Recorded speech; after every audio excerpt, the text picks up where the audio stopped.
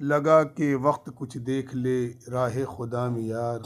لگا کر وقت کچھ دیکھ لے راہ خدا میں یار، ملتا ہے کیا سکون دیکھ لے راہ خدا میں یار۔ ناظرین اس ویڈیو کو دیکھیں، ملاحظہ کریں، پھر بعد میں ملوں گا۔ اللہ بڑا غفور الرحیم ہے، میں نہ ہمیں ڈرایا کرو۔ ہاں اللہ بڑا غفور الرحیم ہے، لیکن اس کا کوئی عدل بھی ہے۔ رات کا شراب پینے والا اور رات کو مصلی پہ رونے والا برابر ہو جائیں گے تو پھر یزید حسین کو ایک ہی جگہ بٹھا دو، پھر کربلاؤں کے لیے رونا چھوڑ دو۔ رات کو ناچنے والی رات کو رونے والی برابر ہو جائیں گے،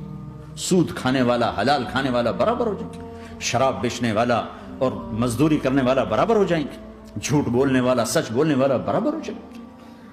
افنجعل المسلمین کالمجرمین ما لکم کیف تحکمون ام لکم کتاب فیہ تدرسون۔ اس سے زیادہ واضح کیا بتاؤں کہ میرا رب کہتا ہے کون سی کتاب میں لکھا ہوا ہے کہ ماننے والا نہ ماننے والا برابر کر دوں گا؟ کون سی کتاب میں؟ اللہ کو یہ کہنا پڑ رہا ہے ام لکم کتاب فیہ تدرسون، کس کتاب میں یہ لکھا ہوا ہے؟ ام نجعل المتقین کالفجار۔ ایک بدماش اور 2 دفعہ آسمان کے فرشتے روئے ہیں، 2 دفعہ آسمان کے فرشتے روئے ہیں۔ ایک 4000 سال پہلے جب ابراہیم بوڑھا باپ 96 سال کی عمر اور 6 سال کا بچہ، اور حکم دیا جا رہا ہے دشمن کے گلے پہ چھری چلانا تو بڑا آسان ہے کہ انسان جب وحشی بن جاتا ہے، جانور بن جاتا ہے، سانپ بن جاتا ہے تو اسے ڈسنے میں کوئی آر نہیں ہوتا، اسے کاٹنے میں کوئی آر نہیں ہوتا، لیکن سامنے تو اسماعیل کھڑا ہے، 86 سال کی عمر میں بیٹا ملا اور باپ 92-94 سال کا بوڑھا ہو گیا، اور میرا رب کہتا ہے ابراہیم اسماعیل کی گردن پہ چھری چلا دے، میں دیکھنا چاہتا ہوں تو میرا ہے یا اسماعیل کا ہے، تیرے دل میں میں ہوں یا اسماعیل ہے؟ کہا میرے رب ہزاروں اسماعیل تجھ پہ قربان کر دوں۔ چھری اٹھائی، فلسطین سے چلے اور پہنچے مکہ مکرمہ۔ بیوی سے کہا بچے کو تیار کرا دو، سیر کرانے لے جا رہا ہوں۔ بچے کو تیار کرایا، آج پہلی دفعہ بچہ باپ کو دیکھ رہا ہے، انگلی پکڑ کے اچھلتا ہوا جا رہا ہے، میرا ابا مجھے سیر کرانے لے جا رہا ہے، یعنی خبر کہ چھری کے نیچے سے گزارنے لے جا رہا ہے۔ ابراہیم نے چھری نکالی، بیٹا تیرے ذبح کرنے کا حکم ہو چکا ہے۔ بیٹا کہتا ابا جلدی کر، دیر کیوں کرتا ہے؟ حیران ہو کر ابراہیم دیکھتا ہے، بیٹا تجھے پتا ہے میں کیا کہہ رہا ہوں؟ کہاں پتا ہے، آپ کہہ رہے ہیں میں ذبح کروں گا تو میں مر جاؤں گا تو مجھے آپ کی جگہ اللہ ملے گا، اللہ آپ سے بہتر ہے، مجھے دنیا کی جگہ جنت ملے گی، جنت دنیا سے۔ ناظرین آپ نے مولانا طارق جمیل صاحب دامن برکاتہ کو سنا، ان کی 2 ویڈیو تھی، اس میں ایک میں آپ نے جو سنا ابراہیم علیہ السلام کی جو قربانی، اور دوسری ویڈیو آپ نے جو دیکھا اس میں بتایا گیا ہے کہ اچھے اور برے ایک نہیں ہو سکتے، تو مثال کے طور پر بہت سی چیزیں اس میں بتائی گئی ہیں۔ تو میرے بھائی آپ یہ دیکھیں کہ اس وقت تک وہ شخص کامیاب نہیں ہو سکتا ہے جب تک کہ وہ کسی چیز کے اوپر محنت نہ کرے۔ بغیر محنت کے میرے بھائی کچھ بھی نہیں ہوتا ہے۔ ایمان کی محنت اتنی ہونی چاہیے کہ انسان اللہ کو راضی کرنے کے لیے، اللہ کے حکم کو ماننے کے لیے، اور اللہ کا حکم جب آ جائے تو اس کے سامنے کچھ بھی اچھا نہ لگے سوا اللہ کے حکم کے۔ تو یہ چیز اس وقت ہوتی ہے جب انسان خود اپنے ایمان کے لیے اچھے طریقے سے پوری محنت کرے، تب جا کے وہ ایمان پر قائم ہوتا ہے۔ بس کلمہ پڑھ لینا اور کلمہ پڑھ کے اپنے آپ کو یہ کہنا کہ ہم مسلمان ہو گئے، ایمان والے ہو گئے، نہیں بھائی، ہم بے شک ایمان والے تو ہیں، لیکن ہماری ایمان جو ہے اتنی مضبوط نہیں ہے۔ اپنے ایمان کو مضبوط کرنے کے لیے ایمان کی محنت کی ضرورت ہے، اور ایمان کی محنت کی ضرورت جو ہے گھر بیٹھ کے ہو نہیں سکتا ہے۔ اس لیے اللہ رب العزت نے دعوت کو جو ہے فرض کر دیا ہے کہ ہر مسلمان ایک دوسرے کو دعوت دے اور دعوت لے، دعوت دینا بھی دعوت لینا بھی، تبھی ہماری اور آپ کی جو ہے ایمان میں مضبوطی آئے گی، ہم کامیاب ہوں گے، ورنہ یوں ہی جو ہے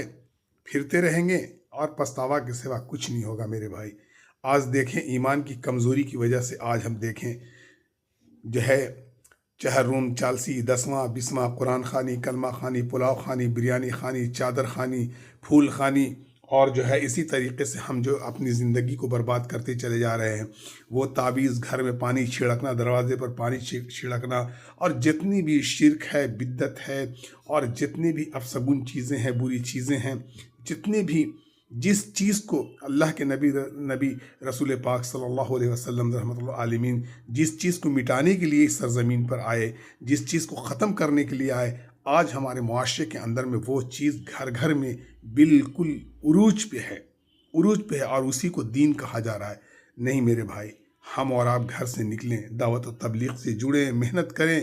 انشاءاللہ تعالی ہمارے اور آپ کے ایمان میں اضافہ ہوگا، مضبوطی آئے گی، اور پھر سمجھ میں آئے گا کہ شرک کیا ہے، بدعت کیا ہے، اور جو ہے بری چیزیں، بھلی چیزیں کیا ہے، ہمیں کرنا کیا ہے۔ ہم جس نبی کی امت میں ہیں، ان نبی کی دعوت کیا تھی، ان نبی کا جو ہے فرمان کیا تھا، ان نبی کی باتیں کیا تھی، اور ہم کب کامیاب ہوں گے میرے بھائی؟ اللہ سے ہونے کا یقین اور نبی کریم صلی اللہ علیہ وسلم کے طریقے پہ زندگی، سنت پہ زندگی، شریعت پہ زندگی جب تک ہماری نہیں ہوگی، جب تک ہم کامیاب نہیں ہوں گے، ایمان والے نہیں ہوں گے، ہمیں دنیا میں بھی ہمیں ضلالت اور پریشانیاں اٹھانی پڑے گی، اور پھر قبر سے لے کے حشر تک اور اس منزل تک ہم تکلیف ہی اٹھاتے چلے جائیں گے، اور آخری منزل میں میرے بھائی اگر میرے پاس پتہ یہ چلا کہ ہم ذرہ کے برابر بھی ایمان لے کر اگر نہیں گئے تو میرے لیے پھر کیا ٹھکانہ ہوگا؟ وہ تو آپ خود جو ہے سمجھدار ہیں، آپ خود اس کا فیصلہ کر سکتے ہیں کہ اللہ رب العزت نے قرآن میں کیا کہا ہے، نبی کریم صلی اللہ علیہ وسلم کیا کہہ رہے ہیں کہ رائی کے دانے کے برابر بھی اگر ایمان جو لے کے آئے گا اس کے لیے یہ جنت جو ہے بنائی گئی ہے۔ ورنہ اگر میرے بھائی دنیا میں ہم یوں ہی اسی طریقے سے چادر گاگر اور جو ہے ازار مزار اور یہ پیر فقیر کے پیچھے پڑے رہے تو میرے بھائی میری زندگی بربادی سے ہمیں کوئی نہیں بچا سکتا ہے۔ اس لیے اپنے آپ کو برباد ہونے سے بچیں، دنیا اور آخرت کو سمجھیں، اور دنیا میں بھی سرخرو ہونے کے لیے اور آخرت میں بھی سرخرو ہونے کے لیے ہمیں بھائی دعوت و تبلیغ سے جڑنا پڑے گا، اور محنت کرنا پڑے گا، اتنا محنت کرنا پڑے گا اپنے ایمان کے لیے جس کا کوئی حساب نہیں۔ جس طریقے سے میرے نبی پاک صلی اللہ علیہ وسلم نے اپنے صحابہ کرام کو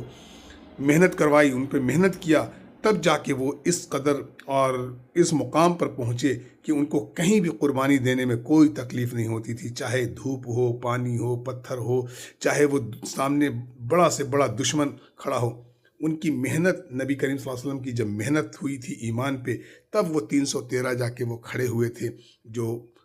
لاکھوں ہزاروں پہ جو ہے بھاری پڑے، اور لاسٹ میں اللہ رب العزت نے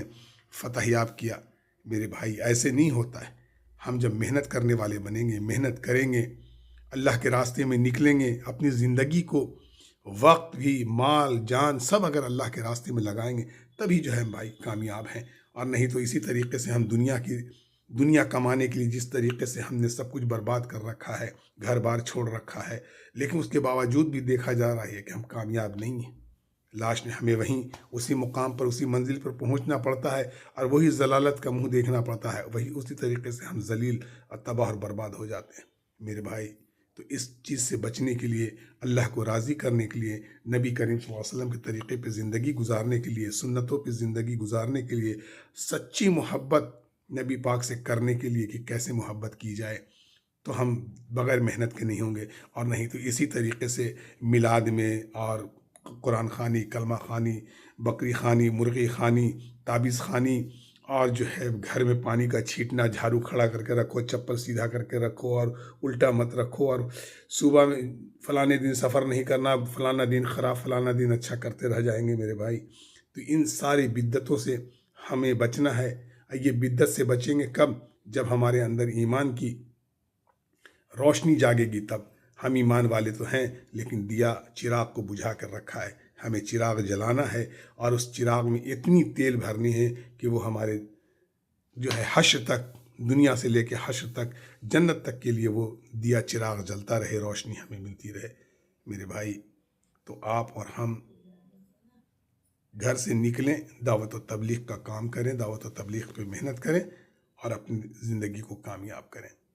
اسی کے ساتھ میں اپنی بات کو ختم کرتا ہوں۔ وآخر الدعوانا والحمد للہ رب العالمین۔